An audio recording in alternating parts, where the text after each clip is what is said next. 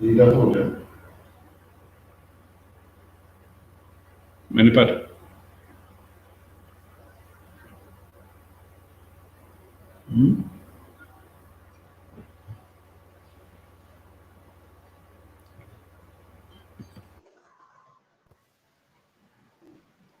Hi, Purity. Hello.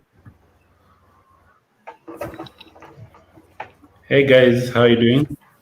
Doing okay. How are you? Good. I'm good. Well, it's good. It's good you've joined. We are still waiting for a few more guys to join in, and our meeting is starting in 6 minutes. So I think we'll be good to go.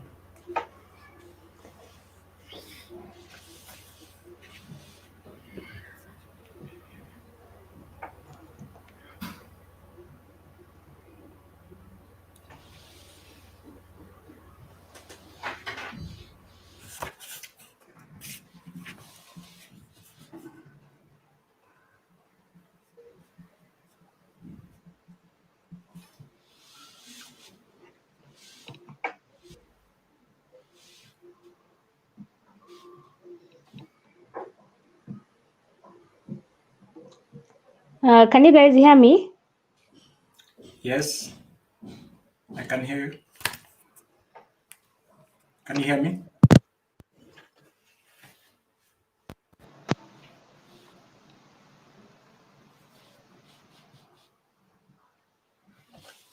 Hello, Purity.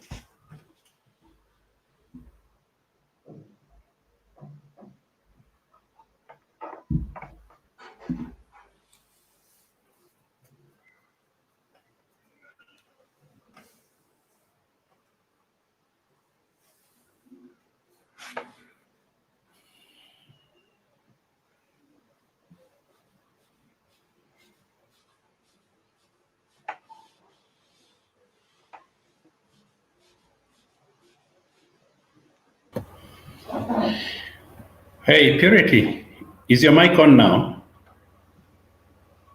Hello, Elvis. Hi, Elvis. Hi. Can you hear me? Yeah, I can hear you. At least your mic is working. Brian, are you connected? Yes, I can. Can you hear me? Yes, I can hear you. Purity. Hey, Purity.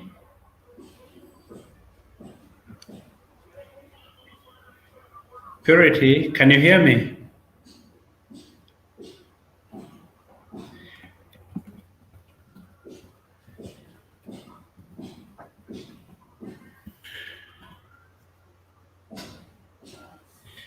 Purity.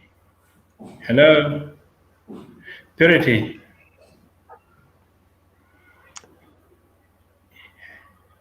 Hi, Purity. Can you hear Can you me? hear me? Yes, I can hear you. Yeah, good. But Yeah, I I think can't hear you guys. I don't know what's wrong. you're not able to hear me.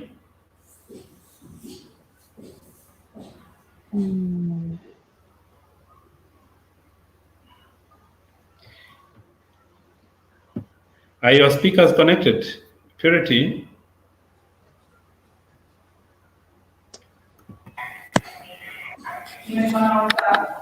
Hi, Elizabeth. How are you? Hi, I'm well. How's everyone else? Everyone is okay. We are still waiting for Purity. We had Purity online, but she's disconnected herself to try and join in again because Okay. her mic was she had problems with the sound. We are still Okay. waiting for Martha and who else? Martha and Jeff. Yeah, Martha and Sylvia. Hi, Okay. Purity. Purity, is everything okay now? Yeah, can you hear me? Yes, I can hear you. That's good. Okay. Thank you. All right, no worries. We are still waiting for 3 more guys. So in a short while we should be able to start. We are starting at 2, and yeah, I think we'll be starting at 2 and ending at 4. We are looking forward to a very engaging discussion. Yeah, so far, yeah, let me try to get the rest of the guys join.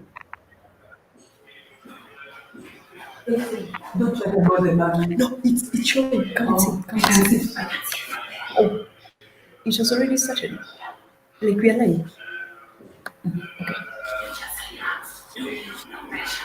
Okay. Okay. What? Rose.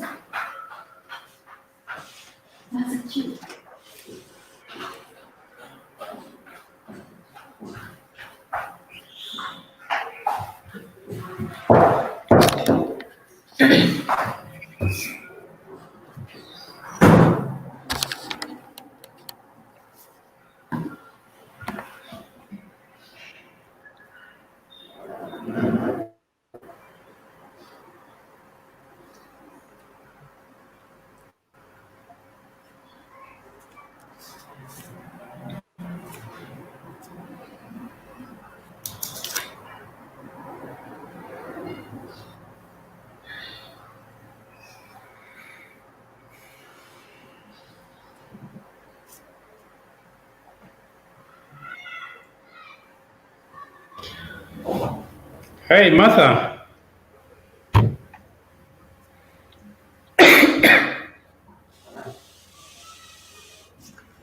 Hello, Martha.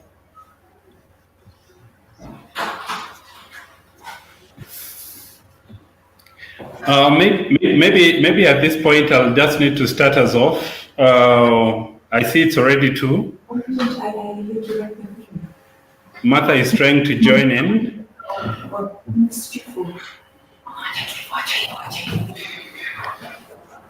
Hello, Hello. Elizabeth, we ready? Hi, Achille. Hi, how are you? Now, maybe let me just do a quick introduction. Then I'll push it over to our moderator, Elizabeth. My name is Achieng Otieno. For anyone who we've never met, I work with the Kenya Tobacco Control Alliance, and I'm really happy that we are able to have this conversation as young people. As we all know, on Sunday we'll be having the World No Tobacco Day, whose theme this time round is protection of young people or the youth per se from tobacco industry manipulation and preventing them from tobacco and nicotine use.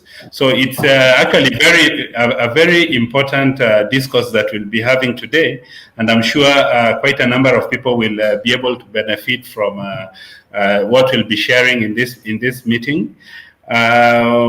I know we are youths from different backgrounds, and I'm sure through our backgrounds we are going to share very important information that will benefit not only the youth in Kenya, but globally, because I'm sure we have people even outside Africa who are watching this conversation, and I'm sure they'll greatly benefit.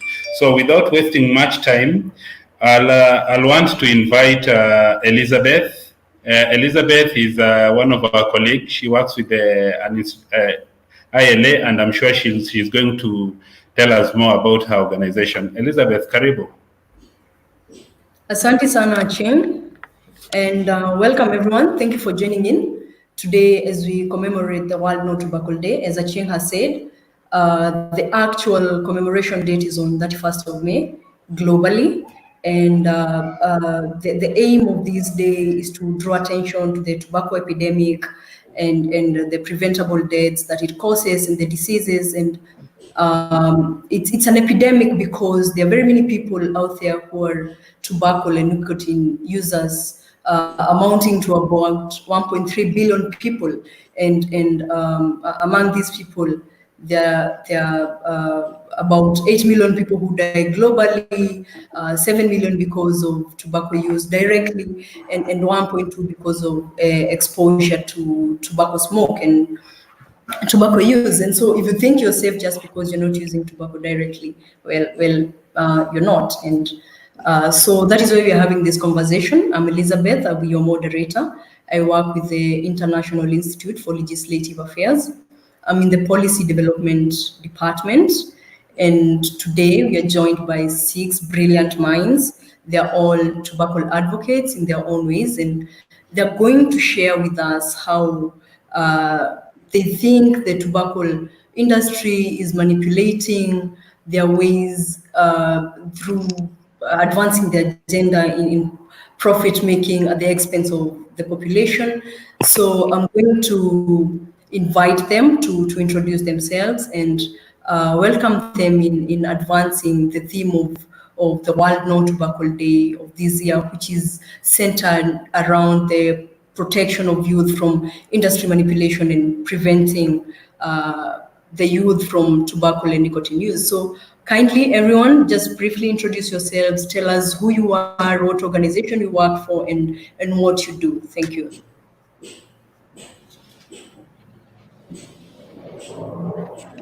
Maybe you can start us off, Elvis, by telling us who you are and what you do and why you are an advocate for tobacco control. Thank you very much, Elizabeth. My name, as you've said, is Elvis Wambura. And first of all, to thank the Kenya Tobacco Control Alliance for such an important forum. I work with the Kenya Young Parliamentarians Association, which is an association of young members of parliament who at the time of election are 35 years and below. And there we try to push for all the pro-youth policies and try to push for the agenda of the youth even in the National Assembly. And we work jointly with the Kenya Young members of county assemblies who also do a lot of work at the county level. Aside from that, I come from Migori County, specifically Kuria constituency, Kuria West. And it is a place that has had tobacco as the main cash crop for a long time until sometime in 2018 when I think the company that is BAT decided to pack and leave. And I think the issue around tobacco we've been experiencing and we've had in our locality for a long time. The effects I'm very much aware of. And it is something interesting to share and to get the knowledge from every other person about it. So thank you very much once again, and I'm happy to be here.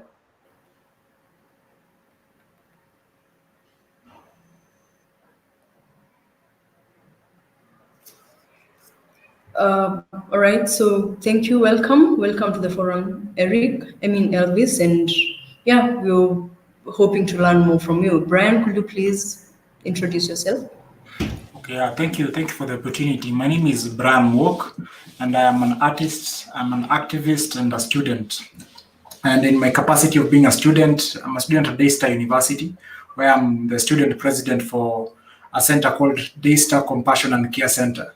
So here, this is where we help students who are going through things like drug addictions, mental health issues, to get through their problems. And one of the reasons why I'm a tobacco control advocate is because just being a student, I've seen a lot of students dropping out of school just because of drug-related issues, and some even dying because of the same. So I believe as a youth, the first step to creating a change in the community is by myself. And I thank you for this opportunity. Thank you, Ketka, for being here. And I believe we're going to have a good discussion. Thank you, Brian. All right, Martha, could you please introduce yourself?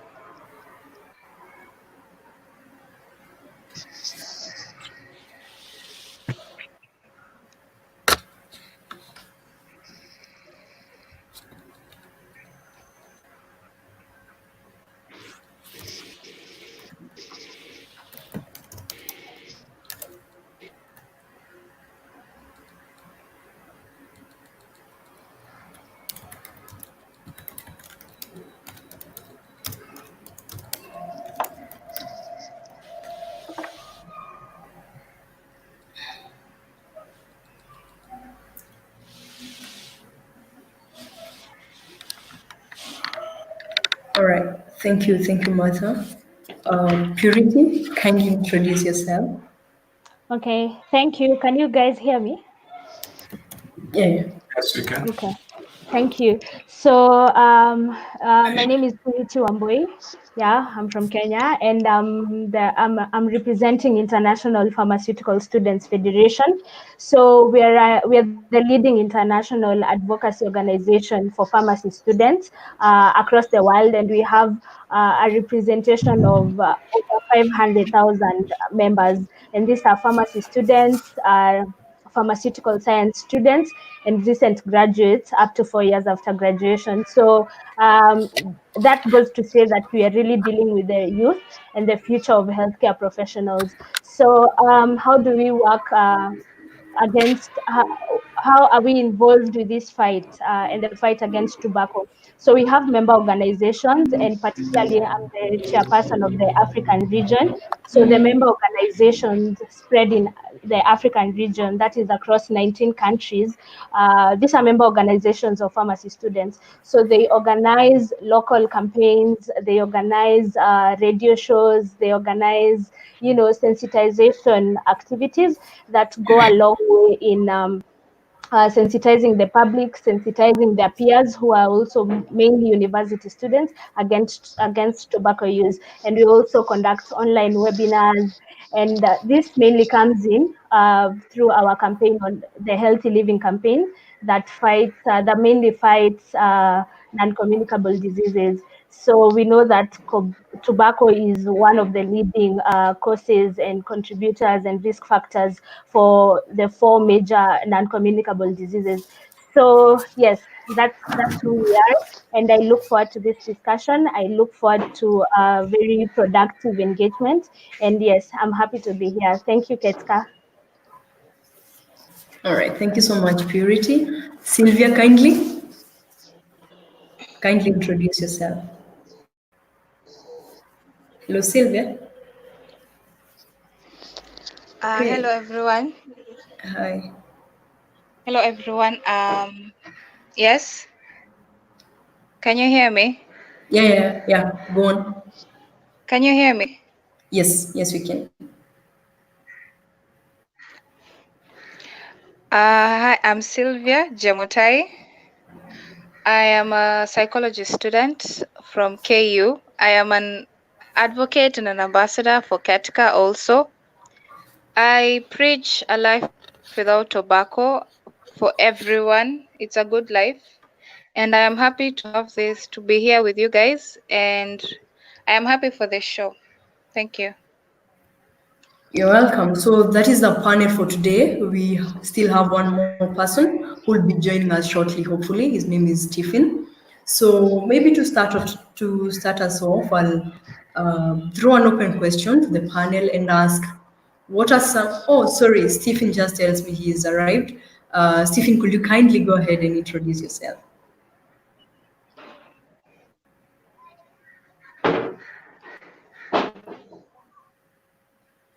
Hello, Stephen. Yes, Great. he's going shortly. Yeah, Thank hi you. guys. Hi. Yeah, so thank you very much for having me on board. I guess we're doing introductions, right? Yeah, go on. Yeah.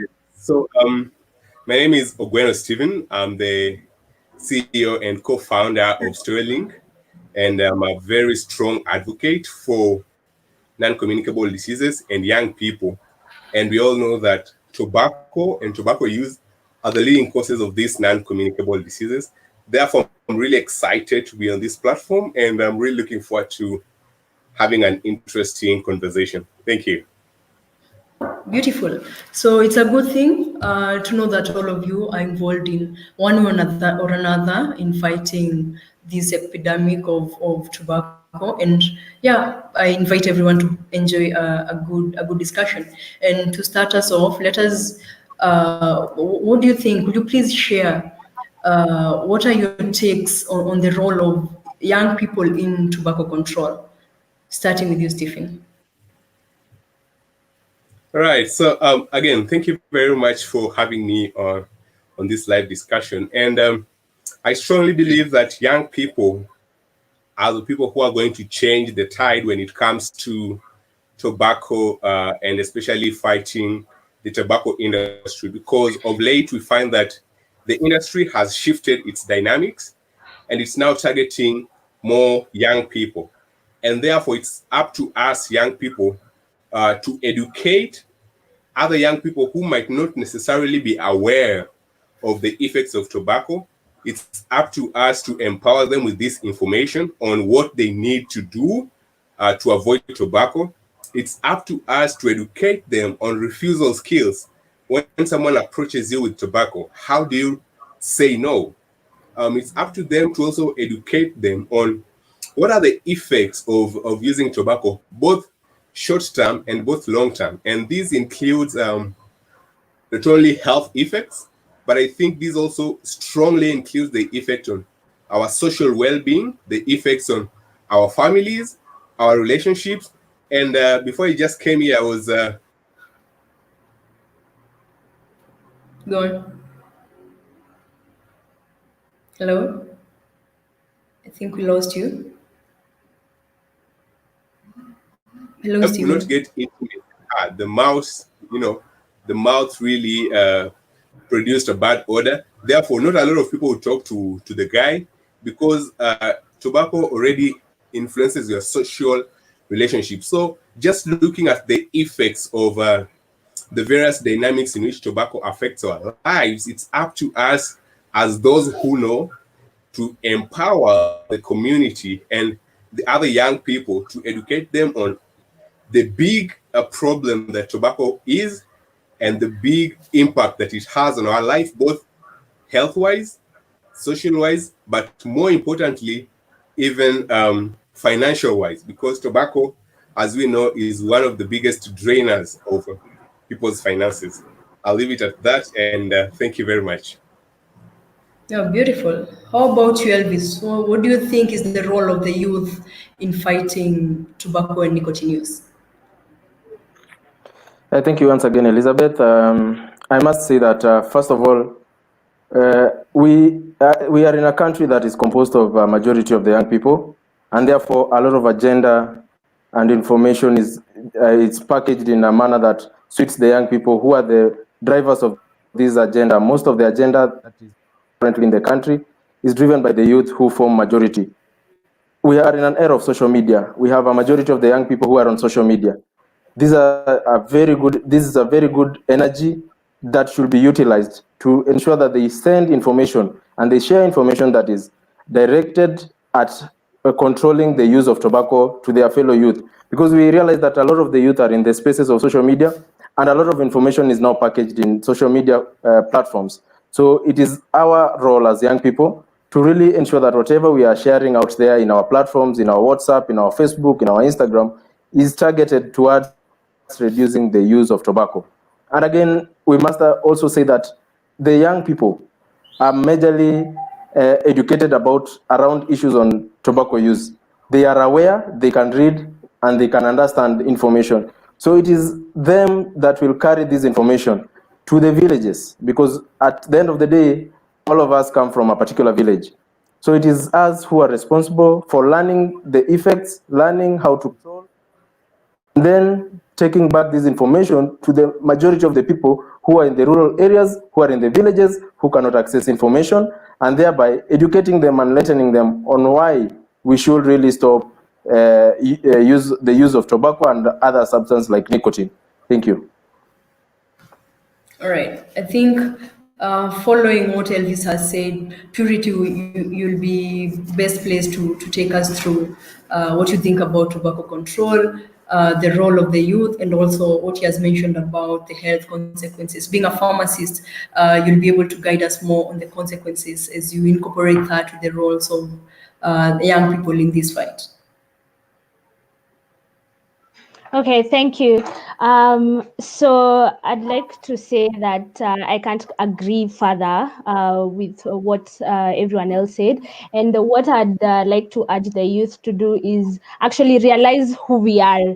If you know who you are, then you know what is at risk. If you know you're the future of your country, if you know you're the future of this world, then you're in a position to sit down and think about what you're doing, why are you doing it, what will tomorrow look like, what will the day after that look like. Are you planning maybe to one day have a family? Are you planning one day to be the head of something? So if you think about that, then maybe you can go back to the actions that you're taking. And I like the point on social media use. I think we're in an age where we have action. Googling the effects of tobacco is just a few the action of just typing a few words away, and you can see all the health impacts, the social impacts, the economic impact, and it's also available in a simplified manner. So if we take advantage of the technology we have, because we can't say I don't know how to use Google, I don't know how to do this yet. The new age is coming, and we are the ones who are going to deal with the consequences of technological advancement. So when it's utilized in the best way, we get the best outcomes. Then the other thing is sharing, and I believe when you hear of things from your peers, when you hear of things from your family members, then you give them, a listening ear, and you actually want to understand what it is they're saying. So I'd like us to be ambassadors within our immediate environment. So your friends, why not have a casual discussion, find out whether they understand what tobacco is, why it shouldn't be used, why it shouldn't be promoted, your family members and all. And if I can touch on pharmacists, I'm actually in my final year, and should be a pharmacist soon. So one of the ways pharmacists come in and how they can combat this, we are one of the most accessible healthcare professionals. So this means you have regular contact with the patient, and one of the main ways that hasn't been seen around is having cessation programs. It might be a bit expensive for pharmacies to establish that, and they can now partner with organizations that have these cessation programs. Then there's something that's called patient counseling. So when you see a pharmacist and you're being given medication, and you're just inquiring, you're meant to be taken through a series of steps, which I'm now referring to as patient counseling. And there you can actually identify smokers, you can identify people who are at very high risks, maybe the pregnant mothers,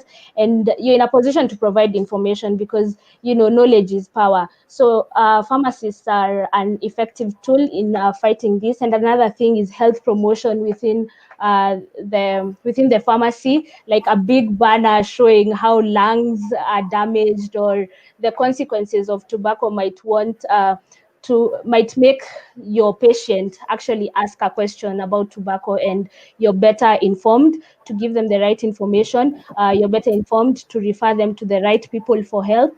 So yeah, those are some of the ways pharmacists can do. And other than that is continuous professional development.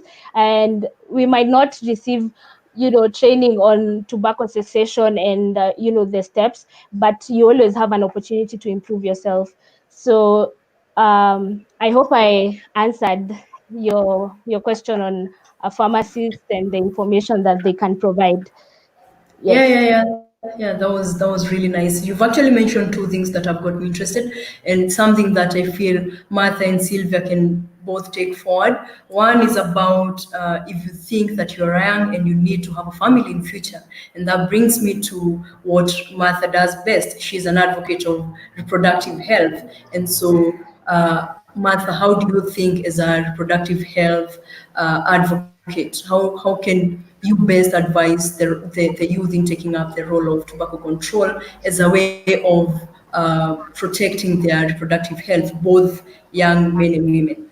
Thank you. Welcome, Martha. Thank you for the question.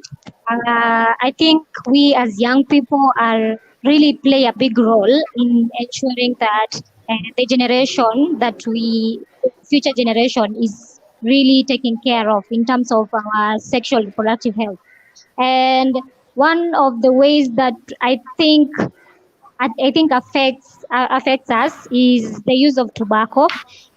Tobacco actually brings about the aspect of NCDs, and to mention cancer. The cancer of the cervix, it has some percentage of contribution to it, and also the cancer of the penis and the male reproductive system.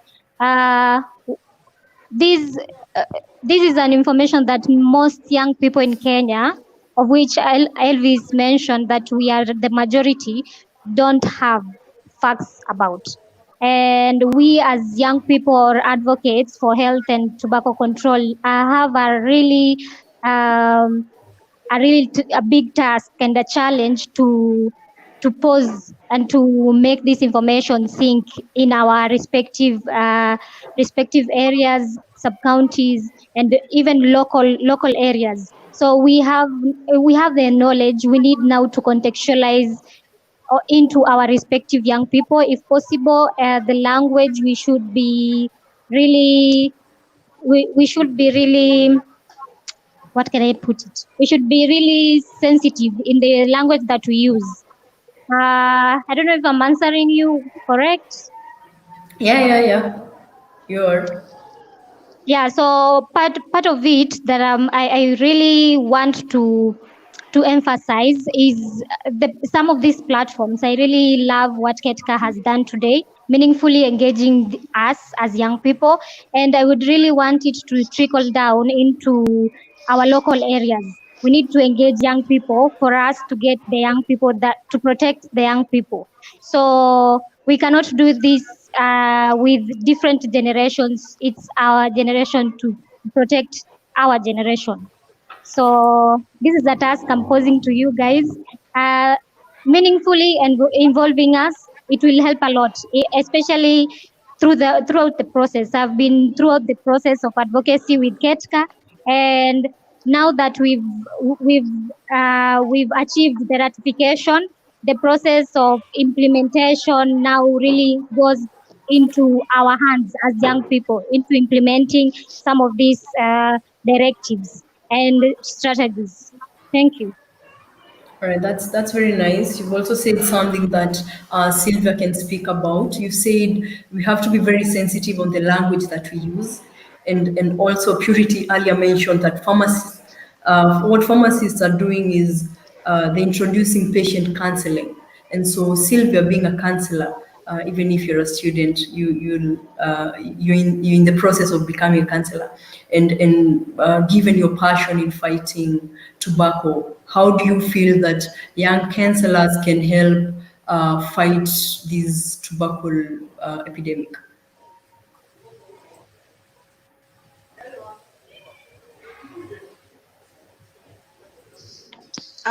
First, thank you for the question.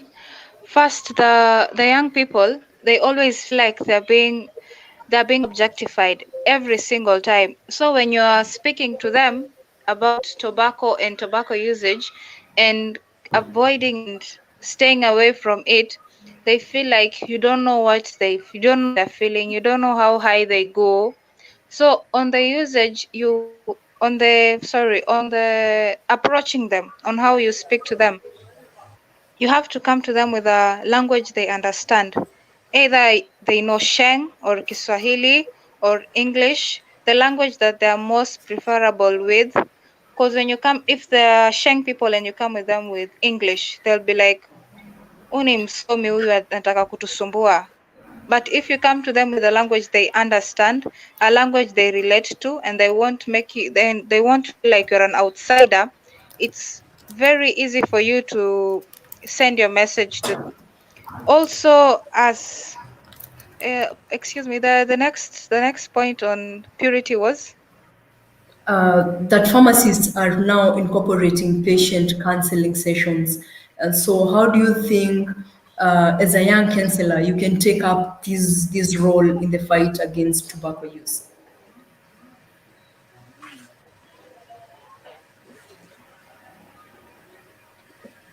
as a young counselor, we are always ready to take up the role. In patient counseling, I'm really happy they're doing it, because most people are prescribed to medicines that they don't even understand. They might Google the name of the medicine and the effects, and they Google has a way of showing you other things you won't understand, and you'll get freaked out. So I appreciate that they're doing the patient counseling. Also, as counselors, we work 24/7. That's what I believe in, and we are always on the move of counseling people, in even by how we talk, even by how we our gestures to them. It's always more of like a counseling session that we are attending. And yeah, it's good that we always keep the youth through counseling sessions, either music therapy, art therapies. At least it's a type of therapy and a type of counseling that always relate to, and they won't feel like they're being directly in a counseling client session. And yeah, it's a right guide path for them all through the journey, even if they were feeling like they were deviating at a particular point in time. Always find the right place and always be open to you at any time if they're going through a challenge. Thank you. All right, thank you, Sylvia. Now, what do you think are some of the tactics that the tobacco industry companies are using to lure young people into using tobacco products? Starting with you, Elvis.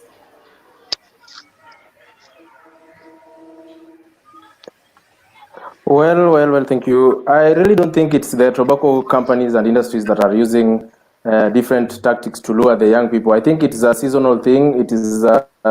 It comes as a pressure from it comes about around issues to do with peer pressure, because you realize that young people are also at a high risk of wanting to try out every other new thing that comes along. So it might not necessarily, because I've not seen so much being done by the tobacco industries to lure the young people. I've not seen them reduce their prices. I've not seen them do anything that could lure the youth. But what I think is, it is the habit of the young people to want to try everything that comes along, especially after you are done with your schooling and you are then now in other levels of institutions. You might come along people who are addicts, and they will want to lure you into it. So the best thing to do, I think, is just to control the pressure that comes along with the people that we interact with, and really focus on understanding the benefits and the effects of this tobacco use. Thank you. That's a new perspective. Brian, I want to welcome you to give an opinion of what Elvis has said. Do you think the tobacco industry is not coming up with ways to manipulate young people, or do you have a different take? Do you feel that they actually have tactics of inviting young people to want to use their products or to want to continue using their products? Yes, actually, I feel quite different from Elvis. So there are a couple of very visible tactics that you can see the tobacco industry using to lure young people to use their products. First of all, if you look at the types of flavors that these people make, it's quite evident that these people are using some certain types of flavors to make the tobacco substance be more easy to consume. So you'll find pineapple flavors in shisha, and you'll find all these mints, all this vitu tamu tamu, if I can say it in Swahili, vitu tamu tamu, so that people just feel like yes, maybe I can do it and it's not that bad. Maybe if it tastes this nice, the effects cannot be that bad. Or even they're not even thinking about the effects at that point. Then the second thing you can see, and this is something that the tobacco control advocates have been fighting for a while, including Ketka. You can find something this thing that they call the battle of minds. They come up with something like the battle of minds is for this, maybe for the people who don't know, it's a competition where they invite young people and students to come up with bright ideas on how to sell their products, and then they offer nice things like scholarships or to, and then this will, desperate times call for desperate measures. The youth are jobless. People don't have money in their pockets. Of course, some people might fall for this trick and go for these things. And also, when you look at companies like BAT, these people have the financial muscle. The big tobacco has the financial muscle. So you find that they are offering jobs that have very interesting and luring salaries. Yeah, even interns. You find an intern can even be paid 40,000 shillings. Who will say no to that? While some people are interning for basically almost nothing in Nairobi and in Kenya or in Africa, even in general. So yeah, the tobacco industry is really using some. They're very intentional about the tactics that they are using to lure young people to use their products. All right. How about you, Stephen? What do you think? Yeah, I've really been waiting for the chance to respond to this question very much so, because of actually the opinions that I've had, coming on board. And some of I'd like to state them very clearly, some of the ways in which I have seen, because working with young people, I see this happening more often than not, that the tobacco industry is using actually to lure young people into using tobacco. So I'll go straight point by point. So one is tobacco industry has made their products over the recent years more appetizing. They've changed their brands, they've changed their designs. They've brought new taste, as it was being said here. They've brought patches now, they've brought new materials, so they're making it appetizing for the younger generation, so that we're able to use it. The other thing is, and the second point here is on offering supports and scholarships. We find that tobacco industry has disguised themselves in other various organizations that offer scholarships and support to young people, and especially young, bright people, to get into various educational systems. And this is where they get to poach them, and they get to sort of get them to work for these industries, bringing their ideas to work for the tobacco industry. So this kind of support displays the tobacco industry as good people. Yet, statistics show that this is the one industry whose products kill half of its users. So the tobacco industry is trying to make this element of it killing half of its users every year disappear by offering more lucrative advertising and support and scholarships. Point 3 here is research. Us in the academic fields and some of us young researchers, we find that research is very hard to do without grants and without support. And sometimes it's this tobacco industry, they come out strongly to pick up your research, and then they want your research to bring out several elements. So they pick you and they give you a research topic to research on, and they already have predetermined conclusions that they want you to come to. So that young people, especially in the academic field, who are just joining the research industry, are really targeted by the tobacco industry to get them to do this research, to come up with results which are not necessarily very true. The other point I have here is new products. We see e-cigarettes, we see vaping, things like shisha came, and they were very, very appetizing. And this is also a way that this industry has really come out very strongly to target young people, because e-cigarettes, when you use that, you look cool. Shisha, for example, you look like you're in a community and stuff like that. So that is also one way they're targeting young people. And finally is on advertisement. You see this and this is now subliminal advertisement. In movies, you see young people who use cigarettes look cool. When they're advertising over the internet, you go to your Twitter and you're just going on the tweets, and you find a sponsored ad on a tobacco product right in your tweet, yet you're not following those products. So this sort of subliminal advertising has really also targeted young people without them even knowing that the tobacco industry is targeting them. So I think these people are really targeting us as young people, and these are some of the ways that I've been able to interact with, that I see that the tobacco industry is really trying hard to get to us as young people. Thank you. Yeah, thank you, Stephen, for sharing your experience. That shows that's something you've actually experienced. And there's something that you said about how the industry is hiding behind new products. And I'd like to pass this over to Purity. In your role as a pharmacist, do you think that these products are safe in terms of the health of the users, and is the tobacco industry succeeding in getting young people into use of e-cigarettes, and just because they are hiding behind their beautiful packaging and all that. Okay, thank you, Elizabeth. So, if I can comment on the e-cigarettes, the main problem that is there is actually the misinformation that these tobacco industries give. And actually, recently in the United States, there was an issue with an e-cigarette called Juul, where how they label the information, they were saying that it only contains 5% of the nicotine, or I think 3%.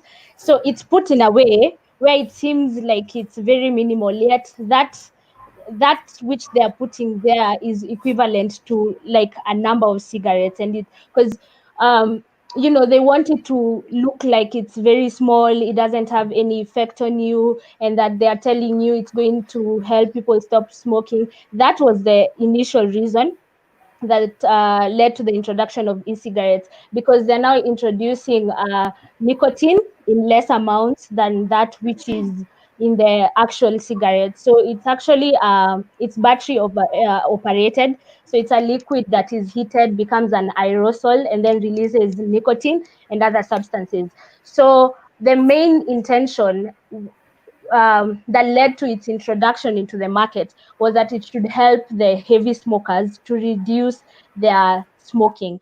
But the evidence that we are now getting is highly conflicting, and it might reduce the number of cigarettes that the smoker is taking, but it's not taking away the habit. It's not making them non-smokers from the evidence that is available. And actually, it's 28% more likely not to help them stop.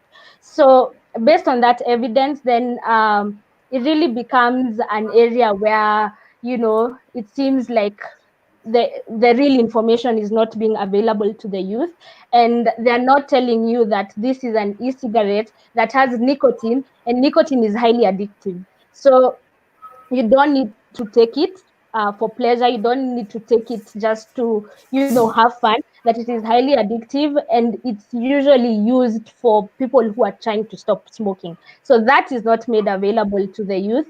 And especially when they do the campaigns and they make it seem cool and they make it look like it's the in thing, then the youth are misled. And another thing, in addition to it containing less nicotine, it also has other substances. It has other metabolites that are likely to lead to the NCDs cancer, that are carcinogenic.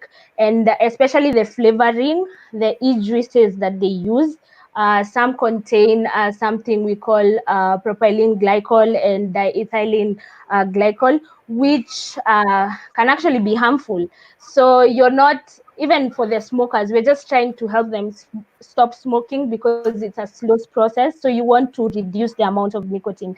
So it shouldn't be used even in a fun way, because you end up getting addicted to it. So the misinformation is the main thing that is driving this. So, and if we can use our platforms to spread the right information, and if I can just add something, through our organization, we translate some of our awareness messages into local languages. So at the regional level, like recently we did a COVID-19 campaign with the most common languages in Africa: Igbo, Yoruba, Kiswahili, Shona, Xhosa in the south. So if the movements that are working locally and the Kenyan organizations, or people who are just working at the local level, you can try translating some of these messages into the local languages. So if it's Luo, you translate into Luo and tell them that vaping or the e-cigarettes are actually not something new. It's the same thing that is in cigarettes that is actually there. So there's nothing new or exciting about it. So yeah, I hope I answered the question on e-cigarettes. Yeah, so yes. Yeah, you've actually even gone ahead to explain what the industry is hiding about the content that is inside these products, and I feel that they are hiding behind the fact that we do not have policies regulating e-cigarettes, which will lead us to our next question, which is, do you think the youth have a role in contributing to formulation of regulations that are going to regulate the use of e-cigarettes in the country? Starting with you, Sylvia, what do you think? Do you, as a young councillor, have a role in helping our policymakers come up with decisions to govern the regulation of e-cigarettes?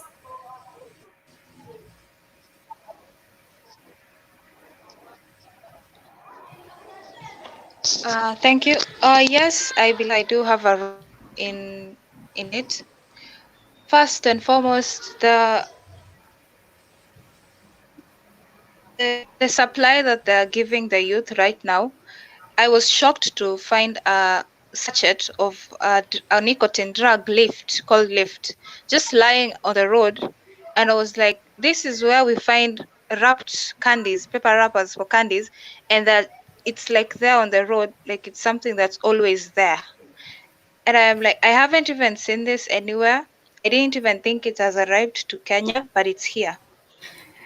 I believe, yes, we have a role in the policy making. As councillors, we can also give the psychological effect that the nicotine is having on the youth, on us, the way it's affecting the students' studies, the way they can't even concentrate on anything unless they're high on nicotine. Also, as a councillor, we also have a role to play in advising the policymakers. We will show them and tell them, this is what this thing is doing. And if you don't do this, these are the side effects. It will create, in they're saying the high taxes, getting high taxes and the returns, it's not profitable to the amount of people who will die over the use of nicotine and tobacco. Also, yes, role to play again. Last semester in January, it was in January, I was helping Katika sign a petition against BAT, the Battle of Mines that was going on. And yeah, I believe we all have a role to play, especially the youth and especially us councillors. And most people who signed that petition for me and Katika was mostly councillors. So yeah, we believe we have a role to play. Good, thank you. Brian, being an artist, what do you think, or how do you think young artists can express their opinions that can be incorporated in designing concepts around e-cigarettes or e-tobacco products regulation? I'll start by saying artists in any city around the world, any city, artists have a really large influence to the youth and maybe just people of their demographic and even above their age limits. They have a large influence on how people view things, and that puts a lot of social responsibility on artists. So knowing that you have that social responsibility as an artist, you can't just live carelessly. And in a generation where a lot of artists are normalizing the use of tobacco products, it now it lies on the shoulders of more aware artists to normalize the opposite. And this starts by the artists, first of all, educating themselves. As an individual artist, first of all, has to take the initiative to educate themselves about the effects of tobacco on themselves, first of all. Once they know how it can harm them, now they can pass the information to a younger generation of upcoming citizens about the effects. And they will do this by using the influencers, and it's not just in a cliche way about making songs or making artwork. That's something that can be done. Yeah, make a song about it, make artwork about it. But when people are actually on the front line on developing policies against the use of tobacco products, the artists need to be there, and that's why there are engines like Ketka and SCAD and Nakada. Artists should affiliate themselves with these organizations to normalize the agenda of a tobacco-free community. And just basically not ignorance is not an excuse. And there's a quote that I like that says that one voice when everybody is silent is very loud. So even if not very many other artists are pushing this agenda, even one artist doing it or a few can really raise the alarm and get some people curious about it and take their health more seriously. Thank you. All right. Thank you. Now, Stephen, I know you've been awarded before for coming up with innovative programs on how to educate young people about non-communicable diseases. And given that tobacco is a leading cause of NCDs, what are some of the programs that you have interacted with successfully? And how can these innovations be put in the tobacco control arena in implementing, or rather in coming up with tobacco control regulations?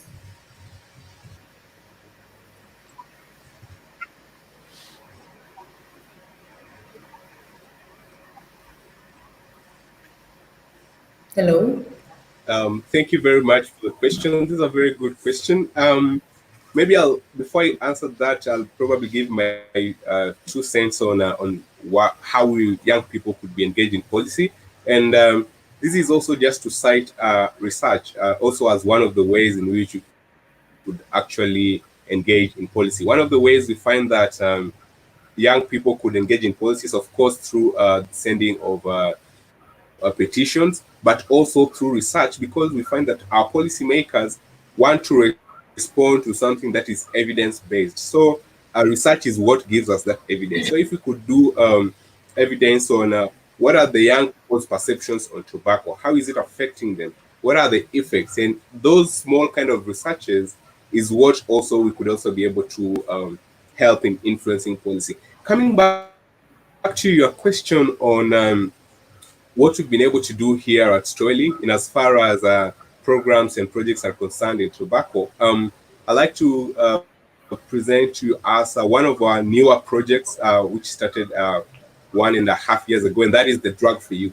Now, in this project, the Drug for Youth, we're targeting institutions, this is schools and colleges, to educate young people on the effects of especially tobacco and alcohol on their health, productivity, and social life. And what we discovered is that young people, generally, we don't like to talk about health.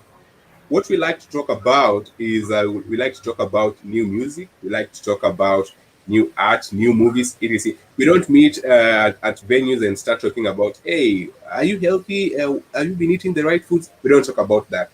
So that already posed itself as a challenge. So how are we able that we actually got to be recognized locally and globally for this effort? So what we did is we discovered that we have to sieve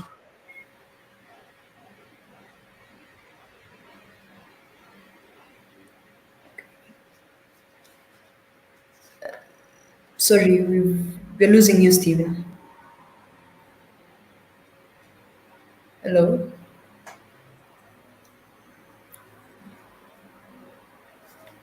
Hello, maybe before he comes back, Elvis, you can take this up and tell us how some of the suggestions that the panelists have made.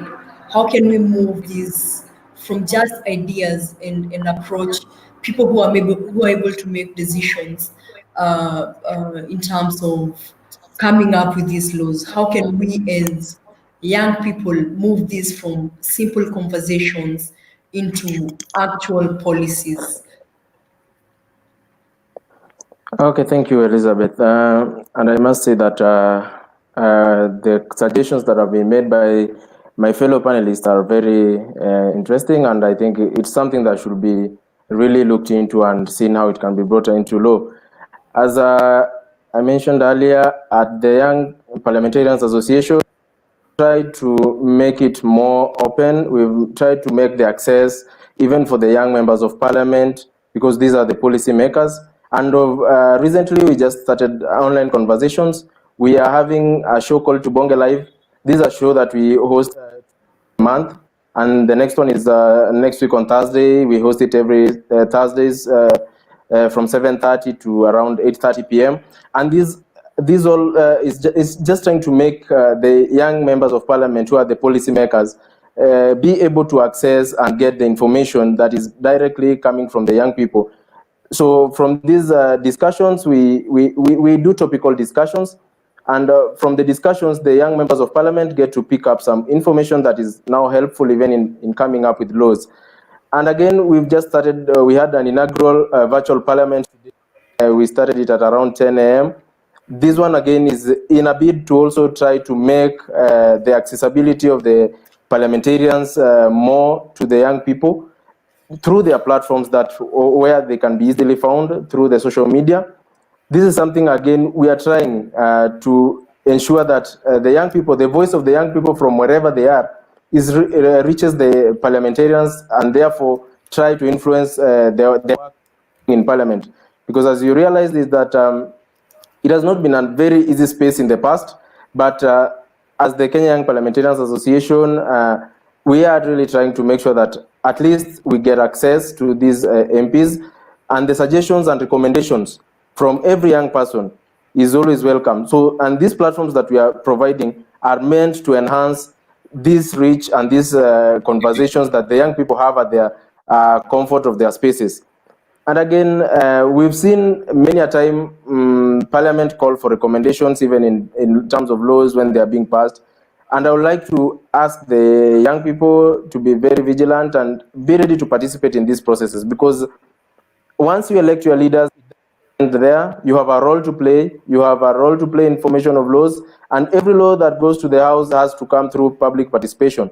So it is a challenge to the young people to be eyes on, to make sure that whenever such recommendations come, they look at them and give their views and suggestions regarding to what they think can really benefit them. So I think we are trying to open up the space, try to make it more accessible, and I welcome all the guests here today in one of our shows, and we will be even very happy to partner even with Ketka in some future discussions to ensure that even this discussion that we are having here today can be enhanced and more young people can contribute to these discussions, because this is now what informs the kind of laws and legislations that the parliament, the parliamentarians take into parliament, and this is what comes out now as laws that govern anything. Because I think we all know that the act that we have that is controlling all that we are doing currently is the Tobacco Control Act of 2007, and with a few regulations that came up in 2014. So these are things that need to be enhanced. These discussions need to be broadened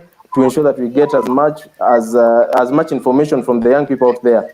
So this is a discussion that we will really want to further, even through the engagement, that we have a concrete and conclusive recommendations that we will want young members of parliament to proceed and even present in parliament. Thank you.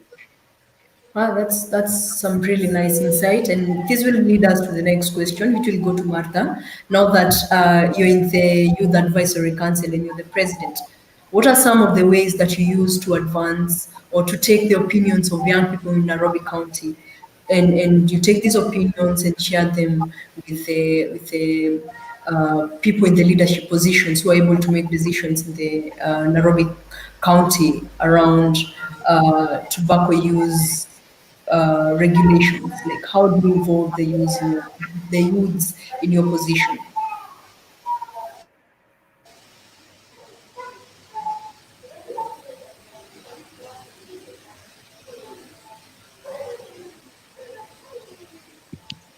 Thank you very much. Thank you very much for the question. We as Youth Advisory Council constitute of 24 members, and each member is allocated within the 10 sub-counties held. And within this, they have their own channels. We leverage on local youth groups, local partners, NGOs to get more information on such. So we have a wide variety of networks within the sub-counties that we are allocated from. So basically, our mandate is basically to take the young voices, the youth voices from the ground, from TAR, and to just contextualize. We are a sort of a bridge to the policymakers and also at the grassroots level. So we contextualize the hard policies, languages into a simplest form of language whereby young people can easily understand and also comprehend what young people need and then revert it to the policymakers. The more that's so getting information to the policymakers is one of our most mandate. Right.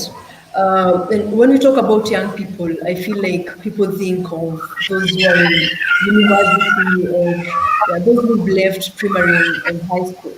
But I feel that there's this age between 13 to 15 years who are mostly in high schools. Like in your positions, in your capacity, where do you feel you can best move this conversation from the older youths, like those who have already gone past high school and primary school?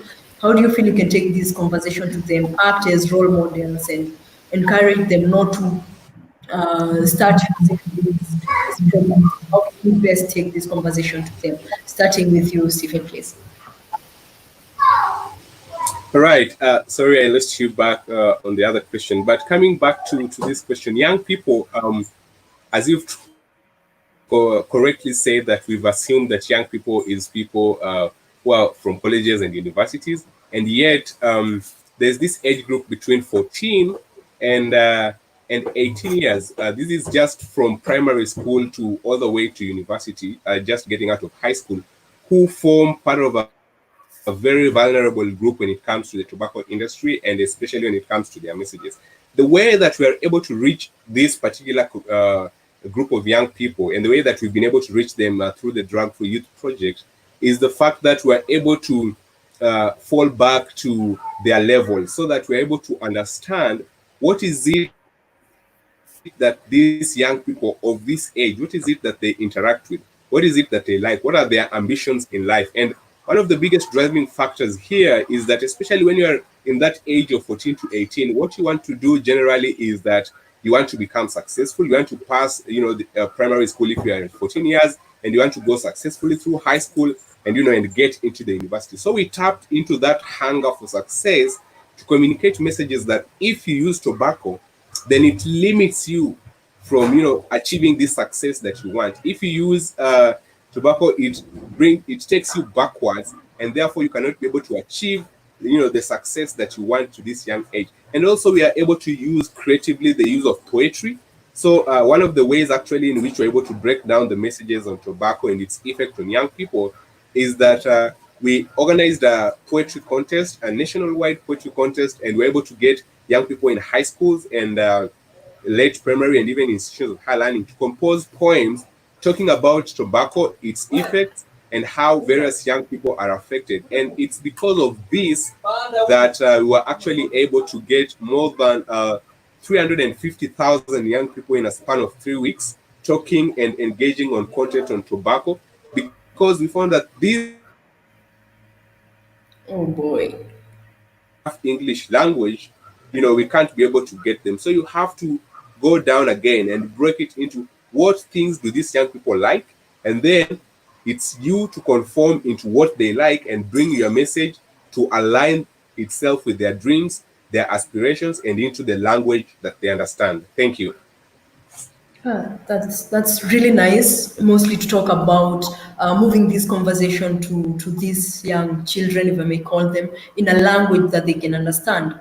And this will lead me to asking Sylvia, being a counselor, tell me, do you want to advance your career and restrict yourself to your office, like wait for clients, for patients to come and talk to you, or do you want to advance these conversation, these preventative education to these young children to to high schools. What's your take on that?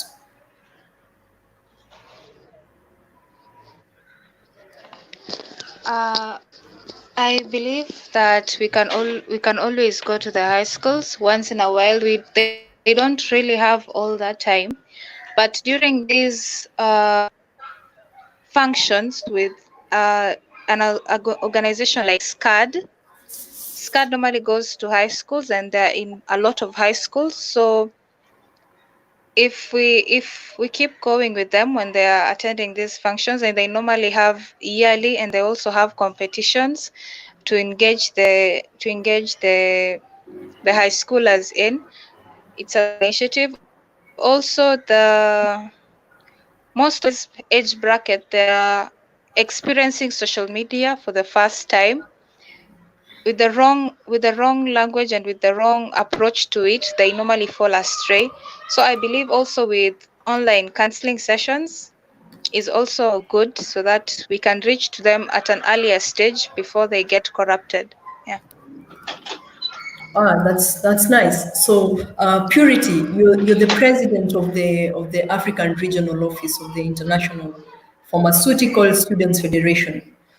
Now, what are the ways that you reach out to university students in your position? You've mentioned how your network is quite large, and you not only work with pharmacists who are Kenyans, you work with other pharmacists in other countries. Like, what are some of the ways that you use to educate people about the industry manipulation and about the new products? Yeah.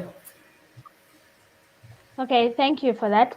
So, as IPSF and as IPSF Afro, like I said at the beginning, we have different member organizations. Like in Kenya, we have the Pharmacy Students Association of Kenya that brings together all pharmacy students in the country with a representation of about 1,800 students.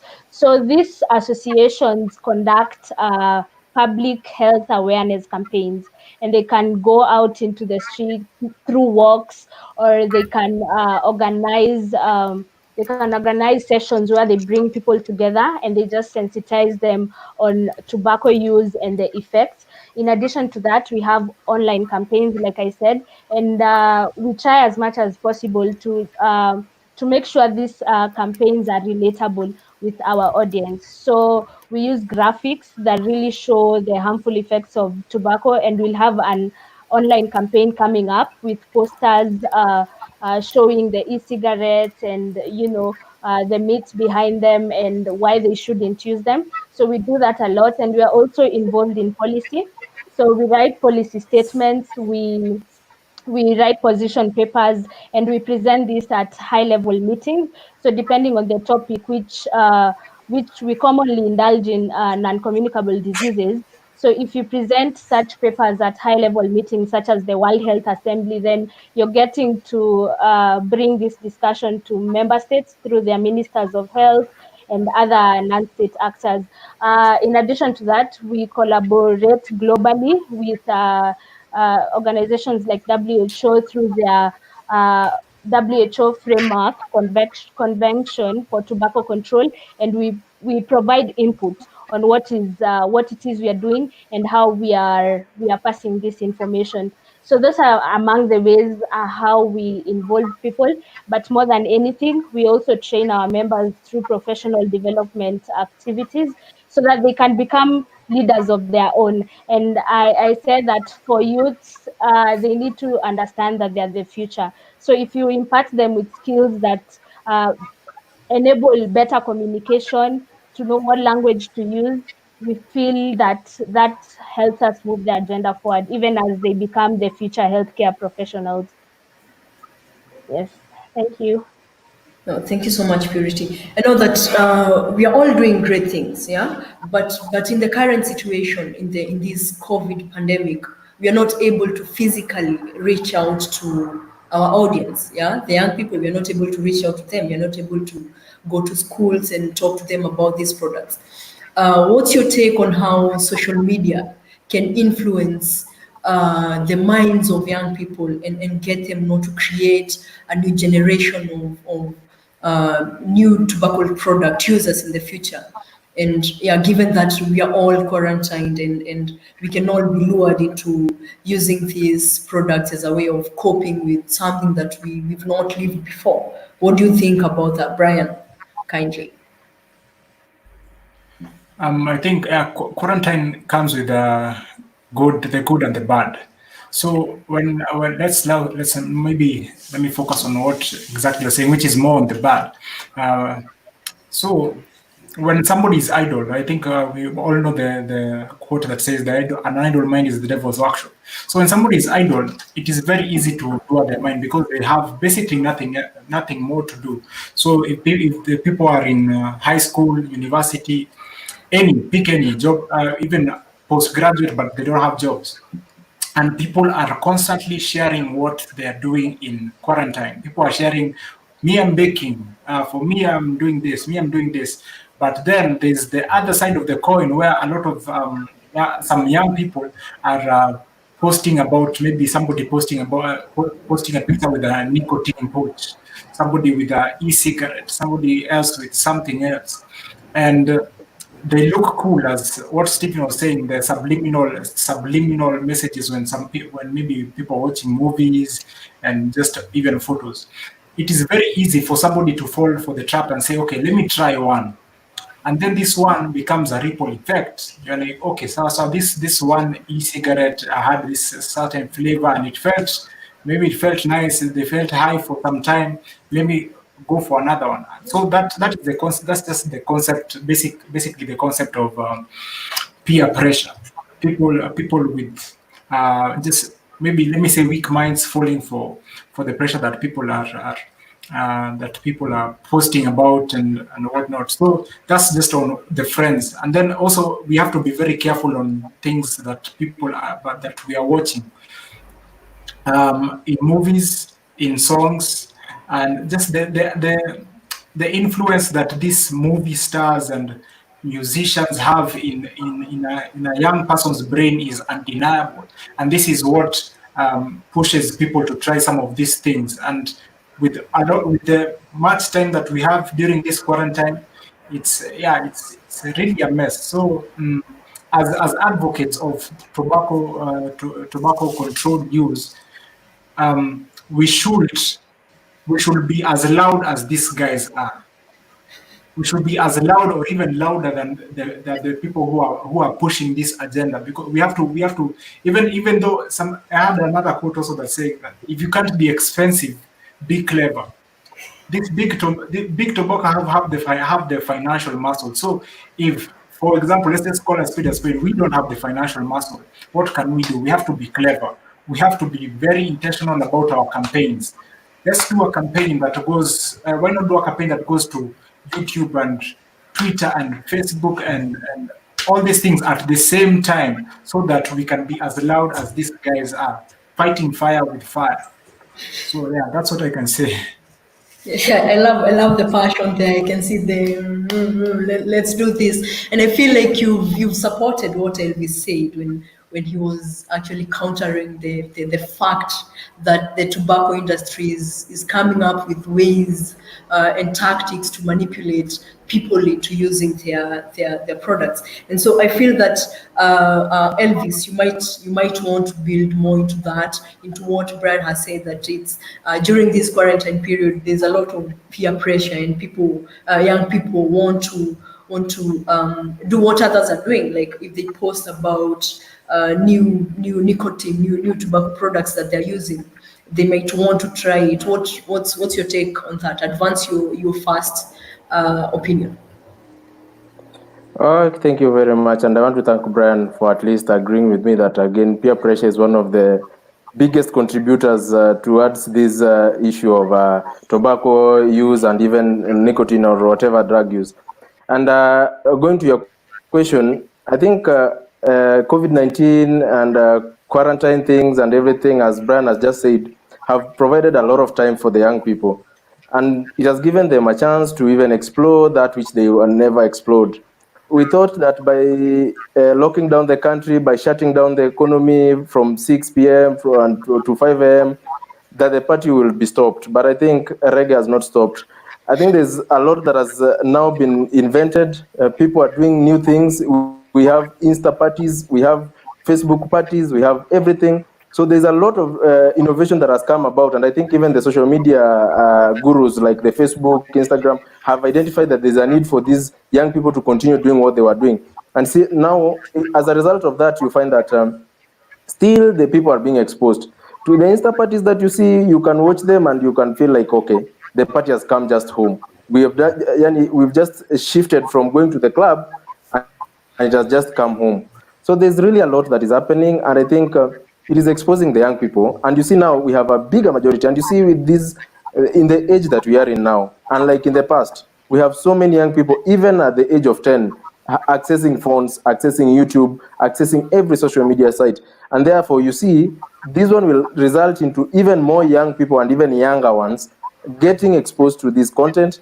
And because we don't have better controls to ensure that whatever content these people are exposed to is actually what they're supposed to see, then the result of this COVID-19 and this quarantine thing will be a group of people who will come out as people who will be abusing this, whatever we are talking about, the tobacco, the nicotines and everything. Because again, with a lot of idleness, then there's always a temptation to try and see what will this cause to me.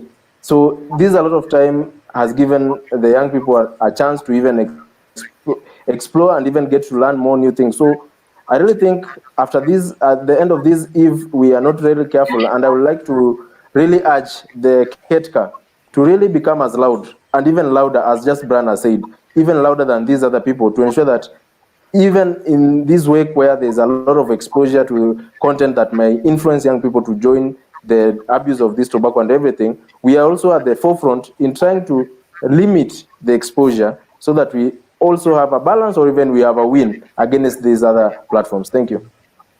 All right. Thank you so much. You and Brian are talking about making a lot of noise, fighting fire with fire. And actually, in the morning, what we had was a tweet chat like Ketka, ILA, NCD, Youth Alliance. They were all engaged in a tweet chat to expose the tobacco industry. And I want to ask Stephen a question like, you've used technology before to advance your projects. So what are some of the ways, given that right now youths have a lot of time, youths are able to get their way through technology, what are some of the ways that you can think of incorporating technology to help the youth stand up and fight against these industry? Again, thank you very, very much for for that question. Amazing question. Right now, and especially during this COVID-19 era, what we face is that all outdoor activities have sort of stopped, and now all activities are going online. And just as we are recognizing this, the tobacco industry has also recognized this, and therefore they've intensified their online campaigns. What we've been able to do at Sterling is that from the beginning of the year, we took a very active stand to sort of go head to head with these industries. And so what we did is we started on a campaign online, NCDs 365, and this campaign was to every day create positive messages on various effects and also effects of tobacco, how to avoid them, how to prevent them, what you need to know. And every day we've been posting this content all over the place, on Facebook, on YouTube, on Twitter, on LinkedIn, on our website. And we've been ensuring that, and even on WhatsApp, ensuring that people are fed every day with the right messages, as opposed to just laying down and leaving organizations like the big tobacco industry to sort of take precedence. And therefore we found that just having a one-time tweet chat, a one-time group chat, that does not really do it, because that only speaks to the audience you're able to get at that time. But if you're able to do this over a long period of time and consistently, you find that you are able to begin to change the habits of individuals. And what we discovered is that when we started out as Trailink itself, but now we've spread out to 8 other countries across Africa, and now we are actually our messages are reaching all the corners of Africa, because we have presence in West Africa, we have presence in North Africa, in East Africa, Central Africa, and South Africa. And this is just to speak to the power that we could have if we really harness, social media as a platform of creating positive messages on NCDs. And one of the success stories that we have to the moment with this campaign is that during the month of April, when we really focused on tobacco and drugs and its effects on NCDs, we really got a lot of traction, not only from Kenya, but also from Nigeria. And, having young people coming on board and bringing in their real life stories and the experiences. And this is what we need, to get out there to more young people, so that we're not only operating within our own medias, but we are partnering with other institutions. And that is why I'll already just put it out there that all of us engaged in this conversation, and even those listening to us, if you're interested, in joining this campaign to sort of extend, the impact of the messages we're spreading out there, then this is something that you could contact us on, and we're very open, to partnerships, because we believe alone you can only go very far, but if we are together, we're able to reach more people, and with our joint efforts, we're able to use these online platforms to get, to more people, because as we don't have money, to do the advertising and sponsored ads, and this is what the tobacco industry has, which is all the money in their hands. But if we could be able to partner across all organizations, all platforms, all youth organizations, all advocates, if we could be able to partner on social media, then believe me, the impact that you could be able to have could be astronomical. And that is why I believe, and I'm really optimistic, that we, in fact, could be the generation that changes the tide in the fight against the tobacco industry. Thank you very much. I agree with you, Stephen, and I love the zeal that I'm seeing in all of you, and I feel like I really wish we could have met physically, and I hope that everyone who's watching this, every young person who's watching this, is feeling the same way. Like, I wish I can meet with these people and advance this conversation and know how to take this from the conversation level to implementation level. And we've been here, we are talking about a product that we are telling the young people that this is a bad product, don't use it, don't form a generation of future e-cigarette users. But we are not telling them why, we are not telling them the consequences. We've not mentioned the consequences, the social consequences, financial, health consequences. So Martha, in your position, tell me, as a reproductive health activist, what even besides health, what are some of the effects of tobacco that you can caution young people from using or getting hooked to these products?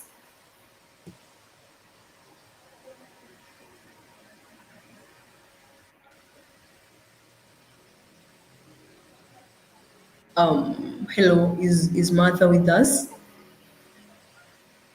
All right, before she comes up, Purity, could you please go ahead in your position as a pharmacist? You'll be best placed to tell us what are the health effects of using tobacco products, be it the original ones, the old ones, and the new ones, which are basically the same thing. Okay, thank you. Thank you for the question. So the health impact, and if I can start by selling one very simple but relevant point, is even when we are studying and when you're practicing, when you look at diseases or most of the diseases and you assess risk factors or things that can make it worse, smoking is always at the top in almost all diseases. So even when you meet up, when you're talking to a patient or there's this condition, the first thing you'd ask, or one of the main things you'd ask, is whether they are smokers, and the next step would be to encourage them to stop smoking. So we're even told when we're studying that smoking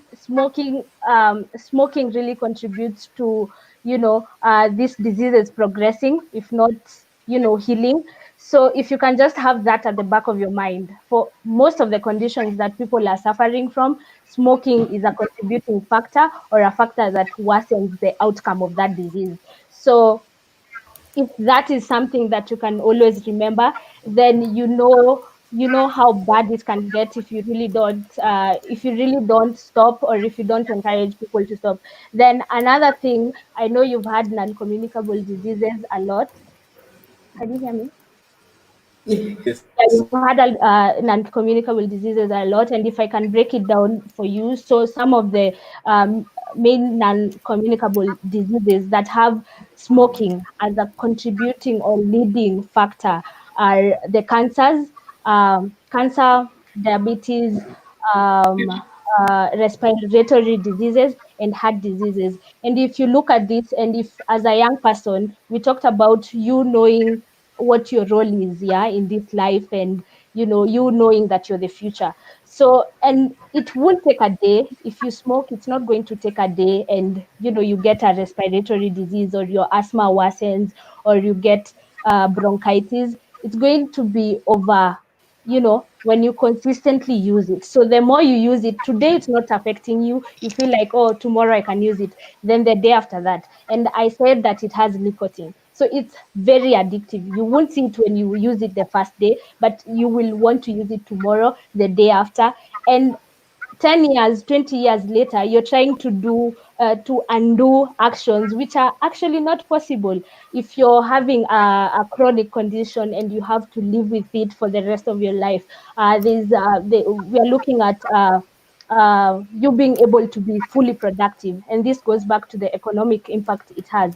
You're not able to be fully productive in your work, in your school, you're having challenges. So this thing is very interconnected. It's affecting your social life. Someone said the issue of bad breath. So it's affecting your social life. You're not able to interact with your peers well. And since you've become already addicted, you want to stop. We want to help you stop, but it's totally difficult. So why start it? Don't start it. Look at the bigger picture, look at the broader picture. And you might think, what role do I have? Okay, fine, I've attended this session and now I understand that tobacco is really bad. So what else can I do? There is so much power in one person. We are trying to spread information. Yes, there is the parties that are going on Instagram. There is the information that's going on that is not maybe helpful. Why not be the person who comes up with one post? We have status updates. Why not be the one person who just researches, goes online, checks, what does tobacco use result to, and you just type that. The person who's seeing that is seeing useful information from you. So you have a role, and you don't have to be Ketka, you don't have to be IPSF to make a difference. You can make a difference as you. So reach out to your friend, reach out to your family, reach out to the contacts you have, and just spread the message. Information is power, knowledge is power, and together we can do it with individual initiative. Yes, thank you. Beautiful, beautiful. Now, Elvis, what do you feel are the social effects of tobacco use, and how is this affecting young people, keeping young people from becoming influential leaders? Thank you, thank you. I think one of the effects that it might cause is withdrawal from the people. You find out that many a time, if you become an addict of smoking, you'll want to always hang around the people that you can easily do what you do best together. So one effect is withdrawal, of course, and therefore this one will limit your interaction with the other people in the community and even in any space that you lead. The second thing is that excess use of tobacco use might affect even your mental health. And once your mental health is affected, then your judgment and even your decision making is interfered with. So therefore, anything that you set your on your mind to do, it might not be realized, because at the end of the day, you might be affected either psychologically, or you might end up doing things the wrong way. But again, I think to just link this up with the previous question, I think some youth have taken the initiative during this time that they have. Not all of them are actually getting lost.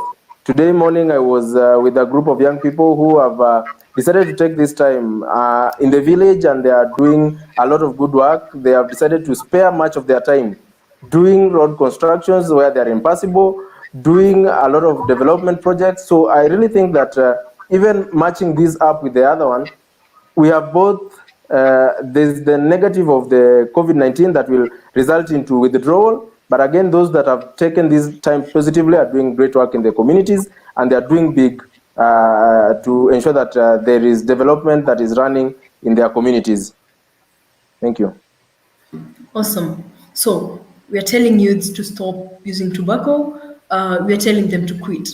Martha, being a counselor, how would you advise young people who are trying to quit? How would you advise them to go about it?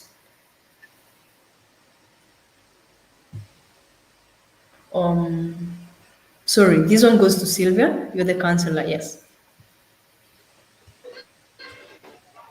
Oh boy. Hello.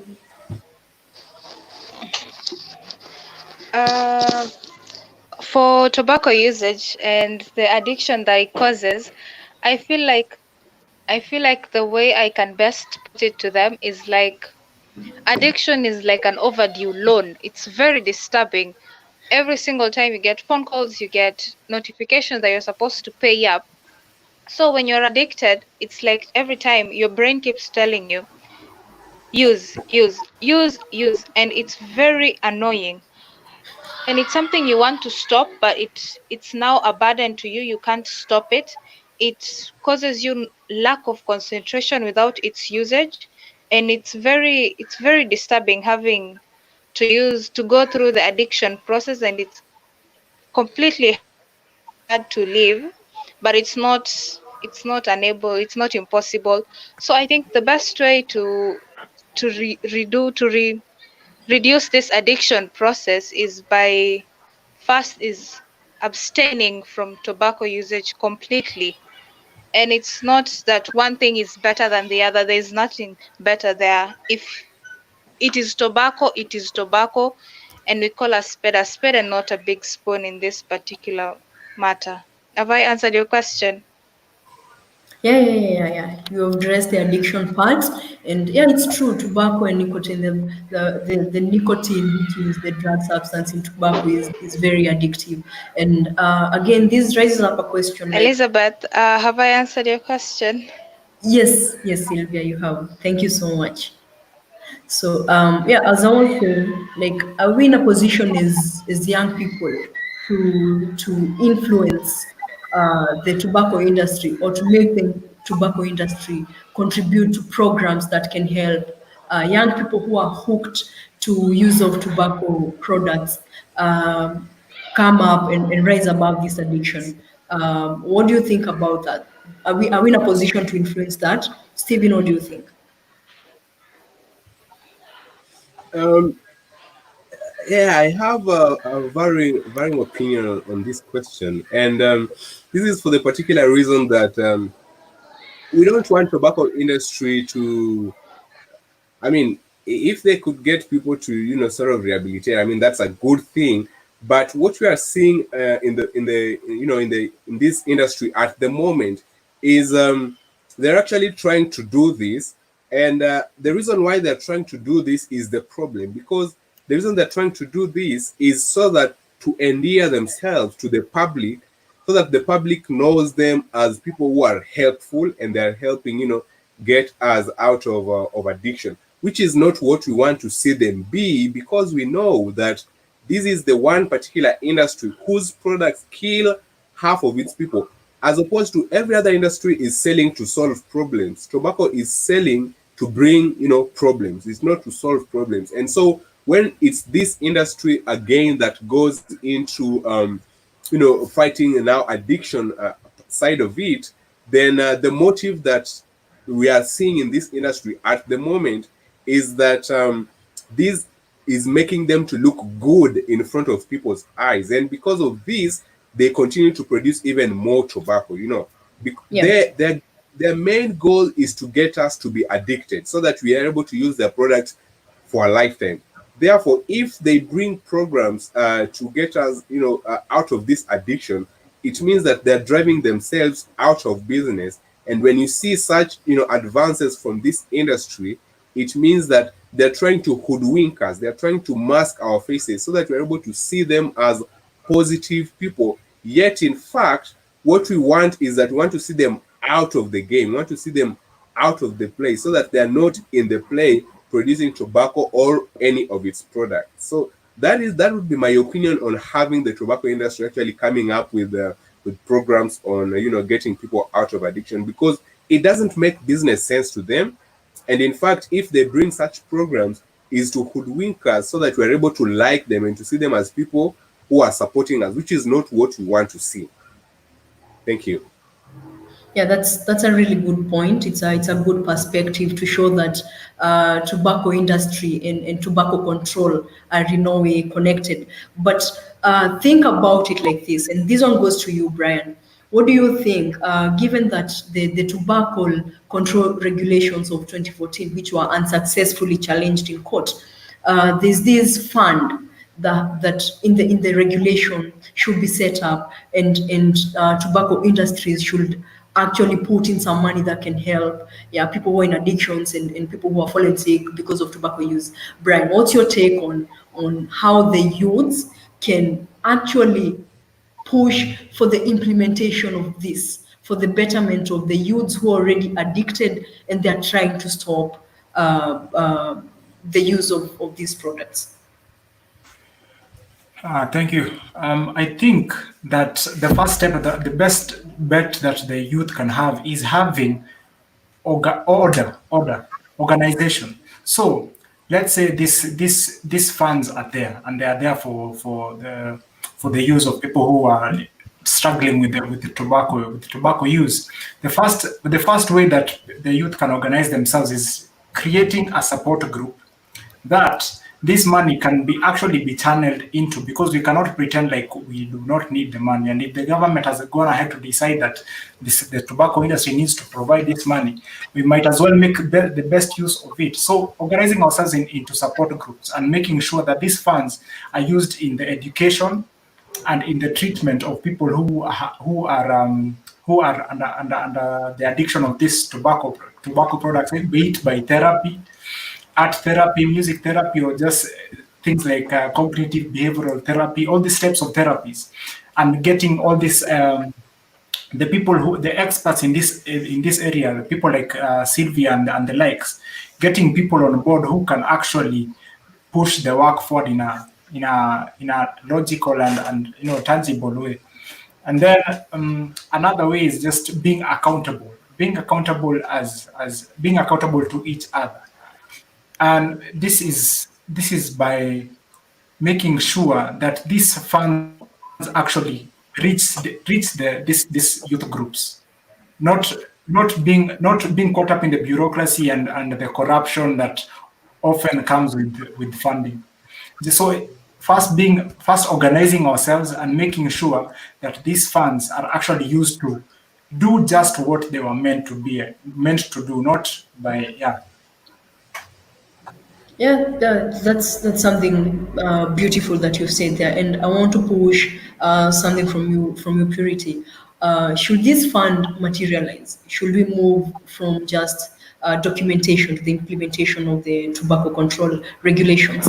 How do you think pharmacists can use some of the proceeds from this fund to help young people they come into contact with to stop using or to raise above the addiction of tobacco? Okay, thank you for that. So if these funds are to be used and if they are to be operationalized, then I think the right people should be involved. So, for example, we don't have, I haven't seen like cessation programs, a number of cessation programs like with hospitals or even with pharmacies. So if you connect these funds or the institution that comes with it, these cessation programs with maybe pharmacies, because we said there are pharmacists are some of the most accessible healthcare professionals. You have a headache and the simplest of things, you'll just run there. Even even before going to the hospitals for most people. So if you connect this with pharmacies, maybe for referral, or they're just partnering together, such that the people who are now counseling and the people who are offering this help make sure we don't have the interests of this big tobacco industry superseding the main objective of these funds. So I think connecting pharmacies or hospitals with such programs would then be one of the best ways out of it, to just make sure that the vision of helping people who want to quit is actually achieved, and not have the tobacco industry push the agenda further, because they can still push the agenda further with the programs, you know. So yes, thank you. Awesome. Awesome. Yeah, that's really beautiful. What you've said, like how pharmacists can actually use these funds, and I'm hoping that youths will come up with a way of pushing for the implementation of some of these laws. And right now, I'm going to invite the panelists to mention a thing or two that they feel we've not addressed, and they would want to take this message out there to their fellow young people, incorporating what they are doing and what they would actually want to see. This is our year. I mean, the theme around the World No Tobacco Day this year is about young people. So let me hear what you want to tell everyone, every young person who's watching you. Starting with you, Brian. Thank you. I think one thing that we have not touched on, and I think is very key, is the aspect of involving, in as much as we are talking about the youth, let's talk about the people who spend more time with the youth. We talked about high schoolers, we talked about university students, and just the youth in general. So let's talk about high schoolers and university students. Are we sensitizing the people who spend most time with them? And I'm talking about the teachers and the educators and the lecturers in this university. We also need to pull them into this agenda, so that when they are shaping the lives of these people in the classrooms, they should also push this agenda forward. And apart from the teachers, now let's go to the parents. Let's also find a way to make sure that we reach out also to the parents and guardians of the youth in Kenya and in Africa in general. But let's talk about Kenya. In Kenya, to make sure that they are also aware, if they themselves are the tobacco users, they should know the effects that it is causing to their families, directly to them and indirectly also to their children, and even psychologically. Because when somebody sees that my dad is a smoker, then it must mean that it's not actually that bad. So let me also try this thing out. So let's reach out to the teachers and parents also, as we are talking about this agenda of controlling the use of tobacco. Beautiful. Sylvia, would you want to advance what Brian has said and a bit incorporate your background? Because I feel counseling is very important in the fight against new tobacco usage or dropping tobacco use behaviors.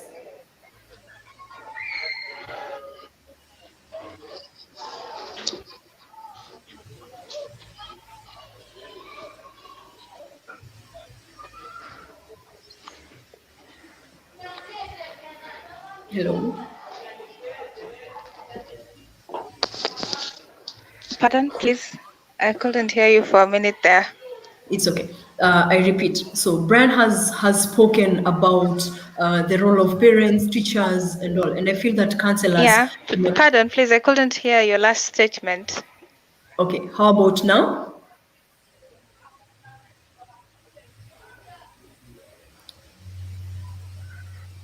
Hello. Okay, at least get your statement by the ones that people the yes, I can hear you. You can hear me now?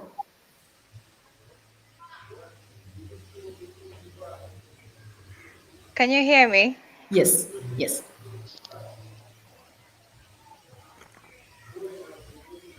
Yeah, I can.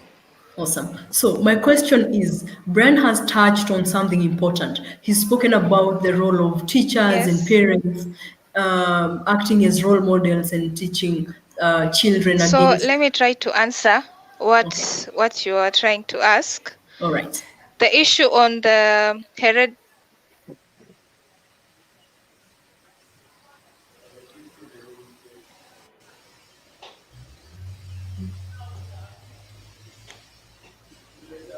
Okay. Sorry, I think Stephen, you can take it up. Sorry, before Sylvia comes, so you can tell us. Okay, so let me try to answer whatever you are trying to ask on the parents and teachers. All right. The the one on the parents, the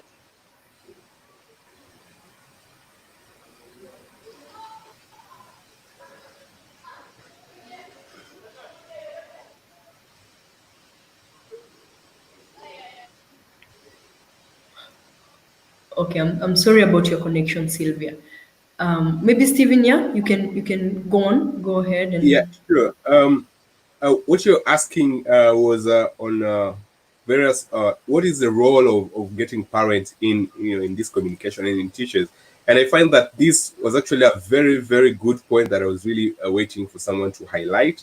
That indeed the very first time we learned about drugs and substance abuse and its effects was definitely through our parents, and then through our teachers. And despite the fact that this has already been put in the curriculum, the new curriculum, there is still a very urgent need that we are able to actually involve these teachers and parents to just be able to sort of be the reminder to these young kids and even us as young people, be the reminder of what the effects of these drugs and substance abuse are. And I find that the ways in which you could be able to engage these teachers and parents in this conversation, one is through just visiting these schools and sort of reigniting this conversation, because we know in as much as the parents know about this, this has to be reignited. So not only schools, parents, where do you find parents? In churches, in social gatherings. So when you are in such environments, spare a minute or two to just talk about, tobacco is doing this and this to the society, and this is what we should avoid. Starting off these small conversations, I believe, is a way that we could be able to remind our parents, we could be able to reignite this conversation in them, so that even as they go back home, they can also get this conversation going on with their children. And the other way that I find that is very effective is through the use of visual aids. So these are posters and put there, so that this is now our own subliminal advertising as the people advocating against tobacco industry, putting posters in places of public attention, in the bus stops, in the schools, in the boards, in the signposts, so that as parents walk by, as we walk by, as even as the children walk by, the more they get to see that content, the more they begin to interact with it, and the more this conversation can be had. So it is also upon us as the industry fighting against the tobacco industry to adopt some of these elements of subliminal advertising, to also put messages out there to schools, to hospitals, to bus stations, to signposts on the effects of tobacco. And trust me, this is one of the ways that we can actually be able to get parents and teachers, back into the conversation on the effects of these drugs in our lives as young people, and help us, prevent these effects. Thank you. Beautiful. Sorry about your connection, Martha. Tell us what you feel you have not had the chance to address in this conversation around tobacco control among the youth. Mm, kindly repeat the question. I said sorry about your connection earlier.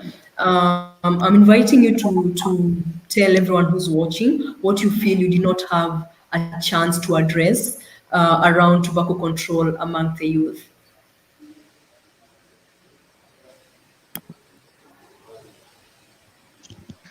I'm really grateful being part and parcel of Ketka's journey. of advocacy against illicit tobacco in Kenya. What I really want to see in the future from whatever achievement that we've done is just to emphasize on meaningful engagement of the adolescents, young people, 10 to 24 years. You can increase it to 35 years as the constitution allows, as we are the majority. We know the problems that we are facing. We just don't know how to go about it. And if platforms like Ketka would really hold our hands and really leverage on our skills, our innovations, then we could really do a lot when it comes to fighting against tobacco in Kenya. And come to think of it, we can also combat these new strategies that illicit tobacco control industries have. It will be easy if young people are empowered enough, not only information wise, but also skill wise,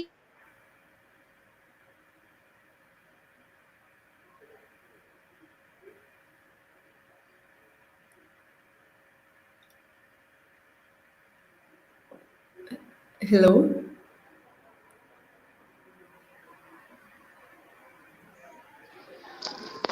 Yes.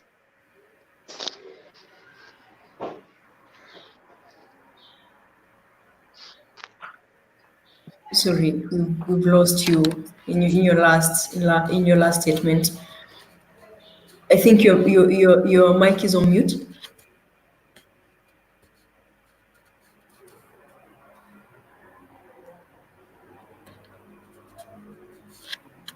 All right, sorry about that. Okay, Elvis, what do you feel we have not addressed?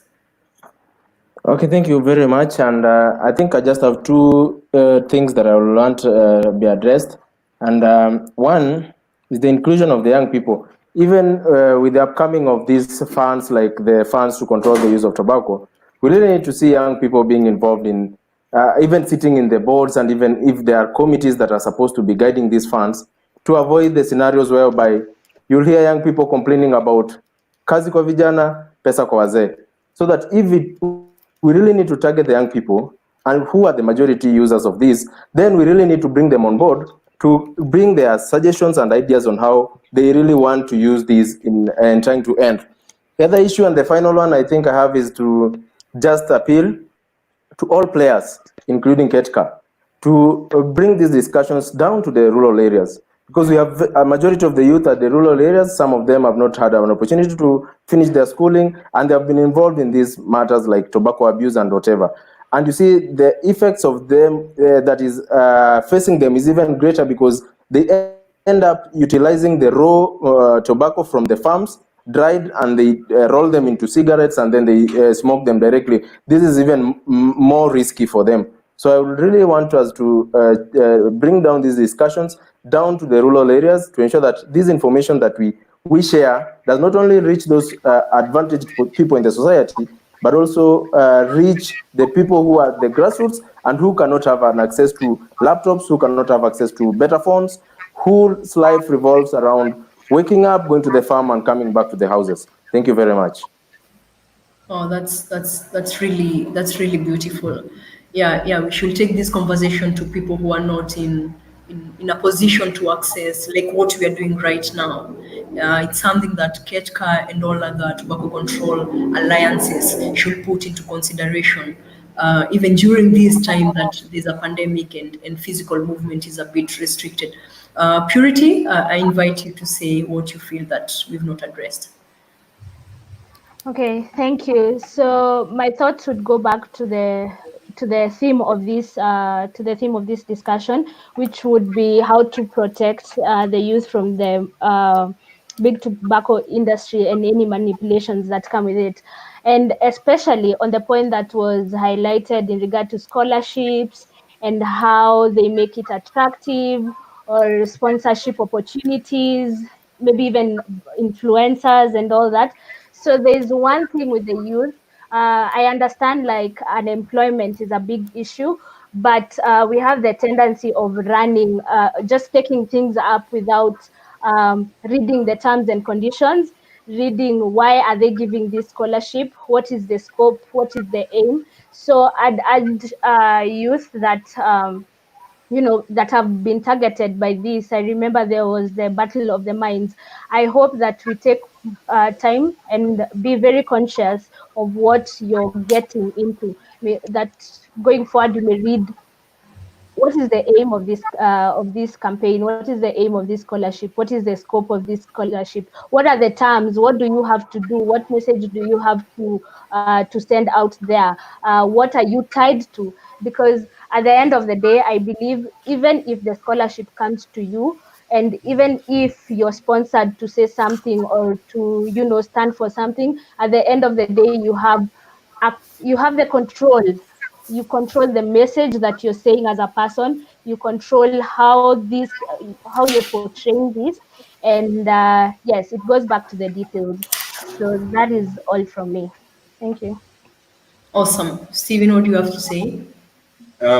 As part of my final, parting shots, this would be if you're able to watch this, if you're able to see us discuss, and if you're able to access this means you have internet connectivity and you have a good phone. This makes you among the very rare people, in this category who are able to access this. My task to you would be go down to the people who can't be able to access this, go and have this conversation with your family at your house today.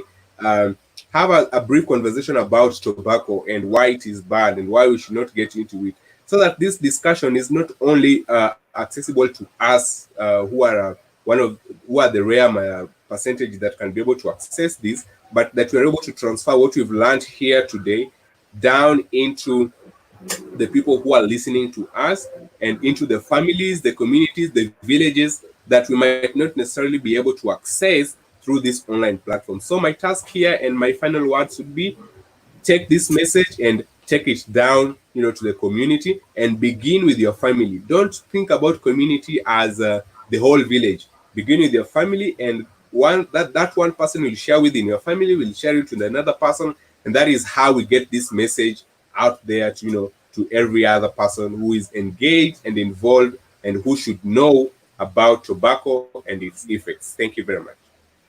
Yeah, beautiful. Those are beautiful insights we're getting there. Maybe Martha, you're back. Will you kindly say something?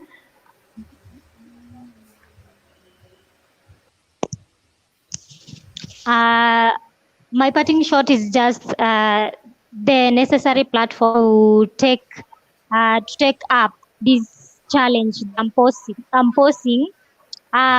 It is only the young people that can really protect their fellow young peoples. But without directions, guidelines, then we cannot really protect ourselves. So I would really insist and persist on this issue of just involving young people meaningfully at the not only implementation stages, but only during also before policy development, and also designing and crafting programs for them. So by this we will have ownership of these issues and how to go about it. And really, you can't go wrong if you involve the young people from the start. We shouldn't be rubber stamping anything. I think if we are involved from that, then we can really win this fight, because the fight is not over. We have a long way, and the tactics to just combat. I really like combating the illicit tobacco industries tactics. So my parting shot is just involve young people, and you will never go wrong on that. Meaningfully. Beautiful. I think that's it. We've heard from these beautiful minds. Yeah, we've had a lot to learn. I've learned a lot myself. And yeah, we've heard from a pharmacist, from a population health expert, a student who is also an artist, an activist in this tobacco control fight. We've heard it from an advocate for inclusion of youth and minority communities in all levels of decision making. And we've also heard from a counselor and yeah, we've heard from all these beautiful minds. And my wish is that everyone who's watching, every young person who's watching, this being our year, the year of young people to be involved in the fight against tobacco industries, and being involved in the fight of tobacco control, basically. I hope we take this up from just conversations and influence policies and also their implementation. I think that's it from us. It's been our time. I think we've done well. It's 2 minutes to 4, and yeah, I think that's it. Thank you so much, Ketka, for the opportunity. Thank you for inviting each one of us. We are really grateful from in our various ways. And yeah, let's continue this conversation in our platforms and everywhere else. Yeah, thank you so much. I'm Elizabeth, and I've been your host. Bye bye. Okay. Thank you.